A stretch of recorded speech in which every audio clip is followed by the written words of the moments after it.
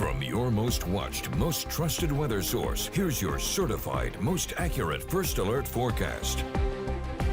Our monthly average for this time of year should be sitting into the upper 50s, and we should be seeing some 30s at night. And in terms of our rain chances, precipitation wise, around 3 inches. But the last several days, we've been dealing with a seesaw of temperatures. One day is very warm into the 70s, and then the next day you see 50s and then upper 60s. And today we made it up well into the 70s this afternoon. And in terms of rainfall, we haven't really seen too much. We did have a system pass through yesterday, produce a little bit of rainfall across the northern part of our viewing area, but areas south of 264 didn't receive a single drop of rain. Meanwhile, areas to our west, particularly Tennessee and western North Carolina, did manage to see some showers, and we are seeing a few additional showers now making its way through southern Tennessee and now stretching into western and North Carolina. You got one sprinkle here making its way through the Troy area. It's going to try to make its way towards Interstate 73, but I have to say it's going to fall apart.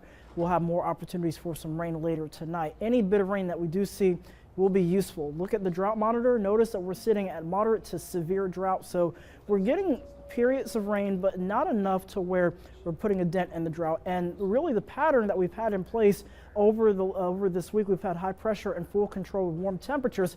But going into next week, this jet stream is going to move just a little bit further to the south. This is going to create the opportunity for additional low pressure systems to move right along that jet stream, and that's going to change things a little bit.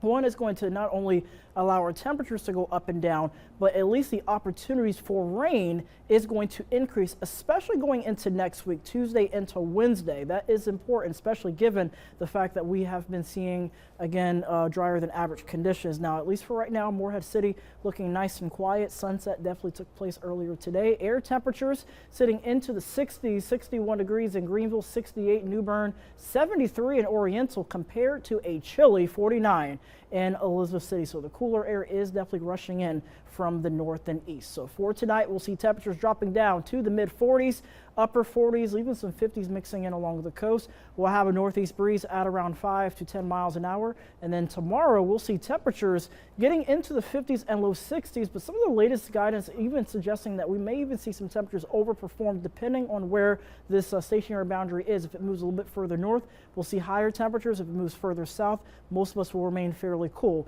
Going into Sunday, we'll eventually see enough southwesterly winds to see temperatures rebound into the 60s and 70s. And then going into early next week, a northerly flow reestablish itself, temperatures remaining very chilly into the 30s and 40s. And you guessed it, rain definitely on the table once again heading into Monday and Tuesday. 60% chance Monday afternoon, and then going into Tuesday we'll see a 70% chance of rain in the forecast, highs into the 40s. But then at least towards the end of next week we'll see some 50s and 60s return.